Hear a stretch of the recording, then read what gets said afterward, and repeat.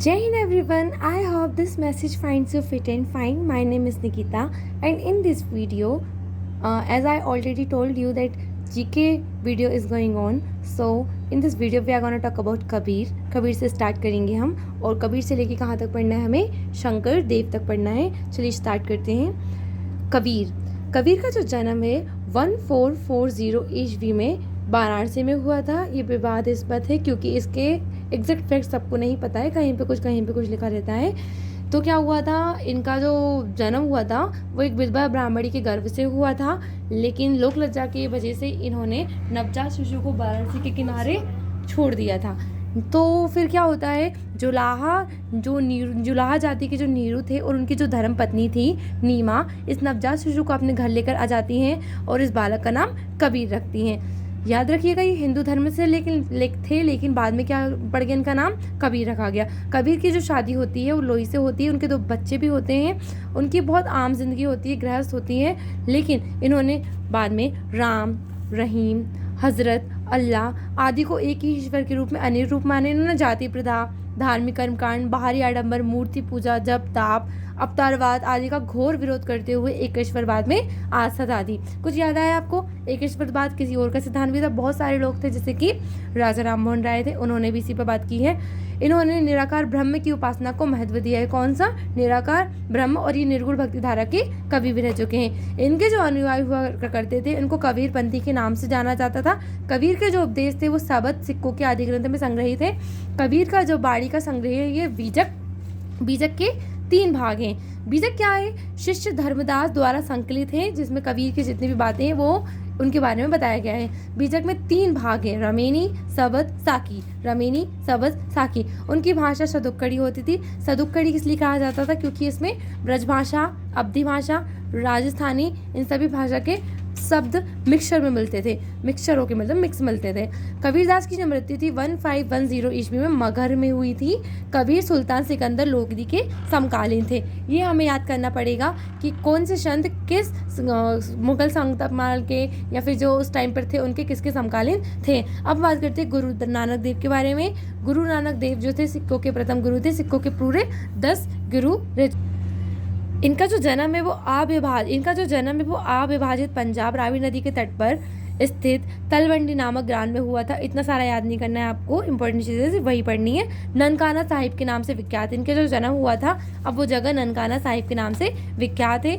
इनकी माता का जो नाम रहा है वो तृप्ता देवी रहा है. पिता का नाम मेहता कालूराम रहा है. पत्नी जो थी इनका जो विवाह होता है वो सुलक्षणी के साथ होता है. ये इंपॉर्टेंट है. इन्होंने देश का 5 बार चक्कर लगाया था. तो इसको किस नाम से जाना जाता था? उदासीस क्या था?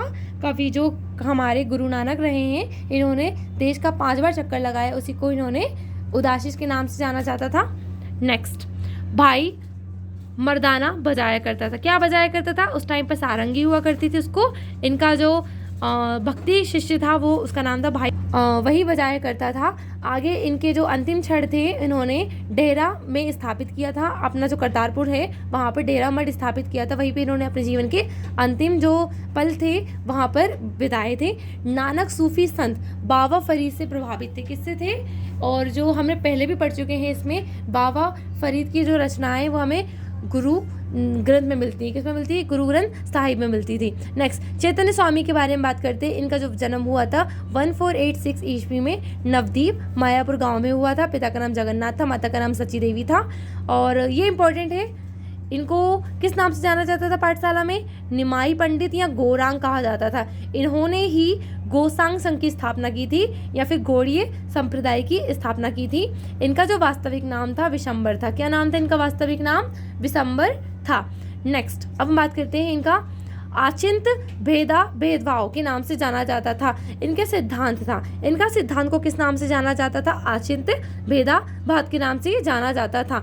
इन्होंने केशव भारती नामक सन्यासी ने चैतन्य को सन्यास की दीक्षा दी थी. किसने दीक्षा दी थी चैतन्य को सन्यास की? केशव भारती ने दी थी. हम ये भी बोल सकते हैं केशव भारती इनके गुरु भी रह चुके हैं. इन्होंने इसके बाद सन्यासी बनने के बाद बंगाल छोड़कर पुरी उड़ीसा चले गए थे, जहां उन्होंने 2 दशक तक भगवान जगन्नाथ की उपासना की थी। नेक्स्ट हम बात करते हैं श्रीमद वल्लभाचार्य की। श्रीमद वल्लभाचार्य का जन्म 1479 ईस्वी में चंपारण वाराणसी में हुआ था। इनके पिता का नाम लक्ष्मण भट्ट, माता का नाम यल्लमगरु और इनका विवाह महालक्ष्मी के साथ हुआ था। अब देखिए, आप सबका तो माता पिता के नाम याद नहीं कर सकते, सिर्फ जो इंपॉर्टेंट है उन्हीं का करना है। इनमें जो इंपॉर्टेंट चीज़ है वो ये हो सकती है, इन्होंने गंगा यमुना संगम के समीप अरेल नामक स्थान पर अपना निवास स्थान बनाया था। तो अरेल पूछ सकते हैं कि अरेल जो स्थान है वो किससे रिलेटेड है? श्रीमद वल्लभाचार्य से रिलेटेड है। भक्ति मार्ग को पुष्टि मार्ग कहने वाले कौन संत थे? श्रीमद वल्लभाचार्य थे। सूरदास वल्लभाचार्य के शिष्य थे। ये इंपॉर्टेंट क्वेश्चन हो सकता है आपका कि जो सूरदास थे वो वल्लभाचार्य के शिष्य थे। एक एक्स्ट्रा फैक्ट लिखा है, लुसेंट की बुक इसलिए इंपॉर्टेंट होती है क्योंकि उसमें जो रेड लाइन से इंपॉर्टेंट जो चीज़ें हैं वो भी मतलब मार्कर होती हैं। बिट्ठल नाथ को अकबर ने गोकुल और जेतपुरा की जागीर प्रदान की थी। अब हम बात करते हैं गोस्वामी तुलसीदास की। इनका जन्म उत्तर प्रदेश के बांदा जिले में हुआ था। पिता का नाम इनका आत्माराम था, माता का नाम हुलसी था। रामचरितमानस की स्थापना किसने की? रामचरितमानस जो है वो किसने लिखा था? किसकी रचना है? गोस्वामी तुलसीदास की रचना थी। मुगल शासक, देखो ये जो मुगल थे उस टाइम पर अकबर के शासन थे, और जो हिंदू राजा थे उस टाइम पर कौन थे शासक? वहाँ के मेवाड़ के शासक राणा प्रताप के समकालीन थे। अब बात करते हैं धन्ना का। धन्ना जो थे वो जाट परिवार के थे, वहाँ उनका जन्म हुआ था। रामानंद के शिष्य थे, बस इतना ही इंपॉर्टेंट है, ये रामानंद के शिष्य थे। इन्होंने भगवान की मूर्ति को हठात भोजन कराया था। ऐसा कहीं दिखा तो नहीं है लेकिन लिखा हुआ है। मीराबाई का जन्म 1498 में मेड़ता जिले की चौकारी ग्राम में हुआ था। इतना इंपॉर्टेंट नहीं है इनका जन्म।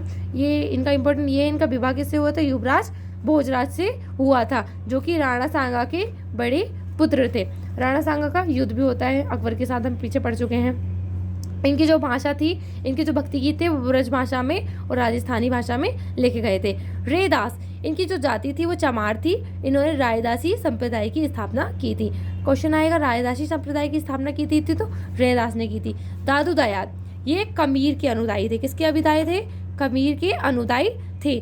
धुनिया जाति से थे। किससे जाति से थे? धुनिया जाति से।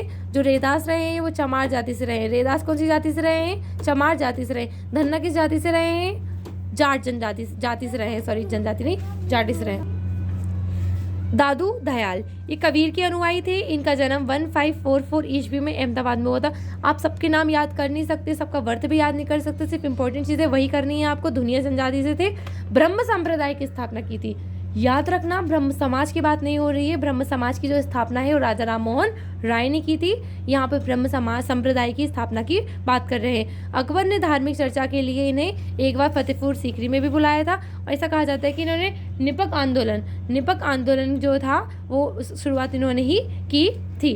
अब बात करते हैं, आगे बढ़ते हैं। शंकरदेव, इन्होंने भक्ति आंदोलन का प्रचार प्रसार असम में किया था। नॉर्थ ईस्ट के ये पहले रहे हैं जिन्होंने भक्ति आंदोलन का प्रचार प्रसार वहाँ पे किया था। चैतन्य के समकालीन थे। किसके समकालीन थे ये? चैतन्य के समकालीन थे। इनका जो संदेश था वो विष्णु या उनके अवतार कृष्ण के प्रति पूर्ण निष्काम भक्ति पर केंद्रित था।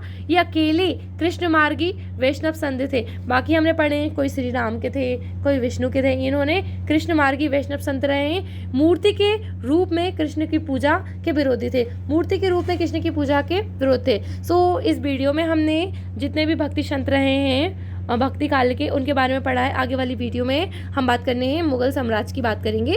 Thank you so much for listening to me so patiently. Thank you. Take care.